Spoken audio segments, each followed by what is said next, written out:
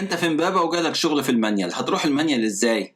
المكان اللي ما تعرفش تروح له تعالى منه. انت عندك نقطة واحدة لازم توصل لها، ومفيش علامات تعرف منها انك وصلت المانيال لانك ما تعرفش المنطقة. انما لو حد دلك قبل الشغل بيوم ووصلت المانيال وانت راجع هتبقى عارف حاجات كتير حوالين امبابة، ما هي منطقتك. لو لمحت ماسبيرو او شيراتون الجزيرة او ماريوت او لقيت مواصلة مكتوب عليها الدقي او العجوزة او الزمالك او ماسبيرو او بولاق او شبرا، كل ده هيدلك وهتقدر تربط الاماكن ببعضها وتتعود على الطريق بسرعة. في حياتك نفس الحكاية، لو عايز تنجح في حاجة معينة لازم تسأل حد يكون عارفها، لازم تتخيلها من هناك لهنا.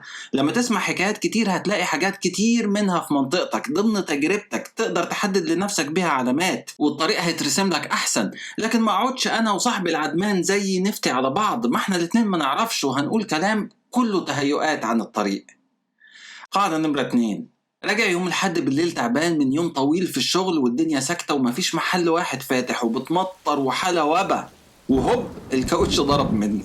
ده حصل، ولا كان في اوبر ولا في عربية هتقدر تشيل العجلة بتاعتي، مضطر تسحب العجلة وتمشي 10 كيلو في المطر.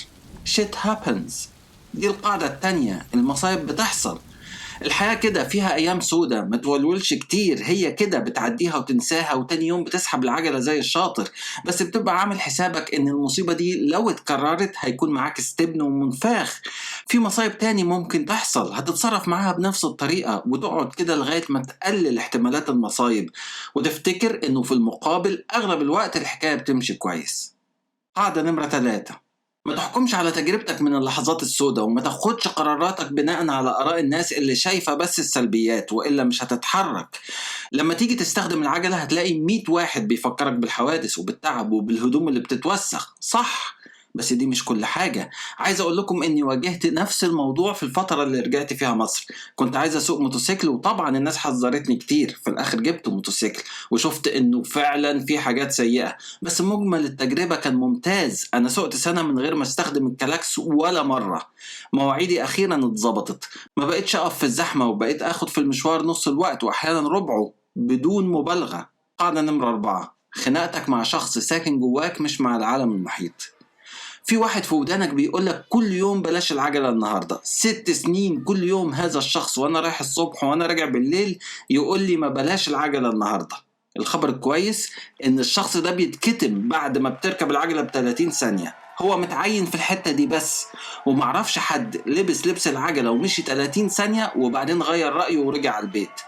نفس الشخص ده بيعمل نفس الوظيفة في حياتك، اتصرف معاه. الإنسان يا أخي عاش في الجليد وعاش في الصحراء، اجمد كده امال. قاعدة نمرة 5: المجهود اتعمل خلاص، اعمله وانت مبسوط، ما تبقاش فقري. ما تقعدش طول ما انت ماشي تسب وتلعن وتقول يا ريت. بص على حاجات حلوة حواليك واتبسط. الحياة مش هتبقى بامبي، ولا عمرها كانت بامبي، لا امبارح ولا النهاردة ولا بكرة. فعود نفسك تشوف الحاجات الكويسة وتمدح نفسك وتكافئها على أي حاجة كويسة تعملها. قاعدة نمرة 6: كنت بسوق العجلة حوالي 35 كيلومتر كل يوم رايح جاي. دول عبارة عن ايه؟ عبارة عن عدد كبير جدا من التبديلات، مش اكتر من كده. كل حاجة في الدنيا كده، لو بتبني مشروع بمليار دولار هو برضو عدد كبير من التبديلات، عدد كبير من الحاجات الصغيرة. ادي نفسك فرصة تعمل اول 5 تبديلات وكله هيمشي.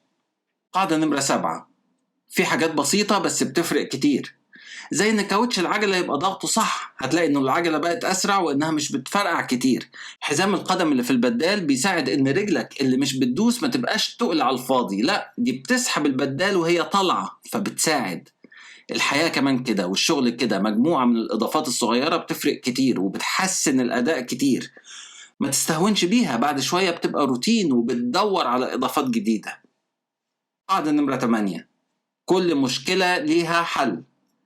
أحسن طريقة للحل إنك تستفيد من خبرات الناس التانية، ما تبتديش تخترع العجلة من الأول. خد خبرات الناس التانية وضيف عليها من عندك، هو ده الإبداع. اختراع حل كان موجود وممكن تعرفه، ده مش إبداع، ده عبط وتضييع للوقت. لما بتجمع خبرة الناس التانية بتأهل نفسك أكتر إنك تبدع.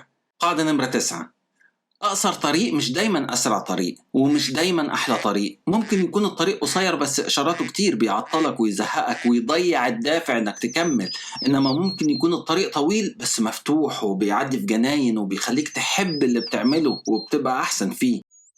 اتعلمت من ده إنك ما تكونش حسابي في تقديرك، خليك فيزيائي. يعني مش تفتح الخريطة تلاقي ده 10 ميل والتاني 12 يبقى الأولاني أحسن. لا، اعمل حساب العوامل الخفية زي الفيزيائيين.